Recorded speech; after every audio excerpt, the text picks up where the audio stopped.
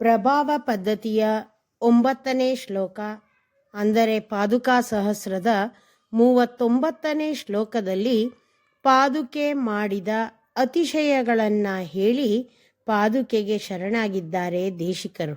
ಶ್ಲೋಕ ನೋಡೋಣ.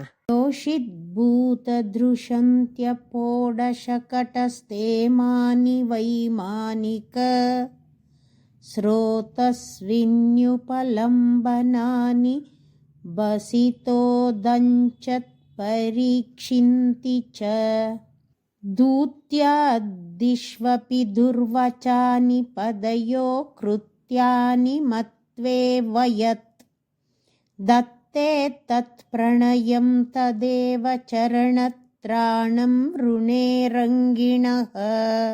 ಯೋಷಿದ್ಭೂತ ಹೆಣ್ಣಾಗಿ ಆದ, ದೃಶಂತಿ ಕಲ್ಲನ್ನು ಪಡೆದದ್ದಾಗಿದೆಯೋ, ಅಪೋಡ ಧ್ವಂಸವಾಗಿರುವ, ಶಕಟಾಸುರನ ಸ್ಥೇಮಾನಿ ಬಲವನ್ನು ಉಳ್ಳದ್ದಾಗಿದೆಯೋ, ವೈಮಾನಿಕ ಸ್ರೋತಸ್ವಿನಿ ದೇವತೆಗಳ ನದಿಯಾದ ಗಂಗೆಯನ್ನ ಉಪಲಂಬನಾನಿ ಉಂಟು ಮಾಡಿದ್ದಾಗಿದೆಯೋ, ಬಸಿತ್ ಭಸ್ಮದಲ್ಲಿ, ಉದಂಚತ್ ಉಂಟು ಮಾಡಿದ, ಪರೀಕ್ಷಿಂತಿ ಪರೀಕ್ಷಿತ್ ಎಂಬ ಮಹಾರಾಜನನ್ನ ಪಡೆದಿರುವುದು, ದೂತ್ಯಾದಿಷ್ವಪಿ ಜೂಜು ಮುಂತಾದ ಜಾಗಗಳಲ್ಲಿ, ದುರ್ವಚಾನಿ ಹೇಳಲು ಅಸಾಧ್ಯವಾದ, ಪದಯೋ ಪದಗಳ, ಕೃತ್ಯಾನಿ ಕಾರ್ಯಗಳನ್ನು, ಮತ್ವೇವ ಎಣಿಸಿದಂತೆ, ತತ್ ಈ ಪಾದಗಳ ವಿಷಯದಲ್ಲಿ, ಪ್ರಣಯಂ ಸ್ನೇಹವನ್ನ, ದತ್ತೇ ಧರಿಸಿರುವುದೋ, ತತ್ರಂಗಿಣಃ ಆ ಶ್ರೀರಂಗನಾಥನ, ಚರಣತ್ರಾಣಮೇವ ಪಾದಗಳನ್ನು ಕಾಪಾಡುವ ಪಾದುಕೆಯನ್ನ, ವೃಣೆ ನನ್ನ ಮೇಲ್ಮೆಗಾಗಿ ಬೇಡಿಕೊಳ್ಳುತ್ತೇನೆ. ಮನುಷ್ಯರಲ್ಲಿ ಕಾಲು ಎಂಬ ಅಂಗ ಬಹಳ ಕೀಳ್ಮಟ್ಟದ್ದು ಅಂತ ಭಾವಿಸಲಾಗುತ್ತೆ. ಆ ಪಾದಗಳಲ್ಲಿ ಪಾದುಕೆ ಇರುತ್ತೆ.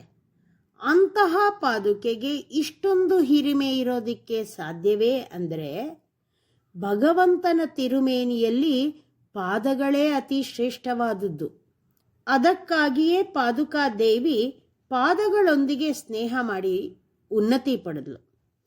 ಭಗವಂತನ ಪಾದವು ಒಂದು ಕಲ್ಲನ್ನ ಅಹಲ್ಯೆ ಎಂಬ ಹೆಣ್ಣಾಗಿ ಮಾಡಿತು. ಬಂಡಿಯ ಚಕ್ರವಾಗಿ ಬಂದಿದ್ದ ಶಕಟಾಸುರನನ್ನ ಕೊಂದಿತು ಭಗವಂತನ ಪುಟ್ಟಪಾದ. ತ್ರಿವಿಕ್ರಮನಾಗಿ 3 ಲೋಕಗಳನ್ನು ಅಳೆದ ಪಾದ ಗಂಗೆಯನ್ನ ಉಂಟು ಮಾಡಿತು. ಭಸ್ಮದಿಂದ ಪರೀಕ್ಷಿತ್ ಎಂಬ ಮಹಾರಾಜನನ್ನ ಉಂಟು ಮಾಡಿತು.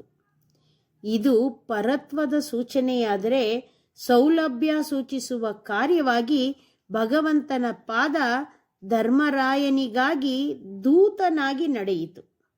ಇದರಿಂದ ಪಾದಕ್ಕೆ ಹಿರಿಮೆ ಉಂಟೆಂದು ತಿಳಿದು ಯಾವಾಗಲೂ ಆ ಪಾದಗಳೊಂದಿಗೆ ಸ್ನೇಹದಿಂದ ಇರುವ ಪಾದುಕೆಗಳನ್ನ ಶರಣು ಹೊಂದುತ್ತೇನೆ ಅಂತಾರೆ ದೇಶಿಕರು.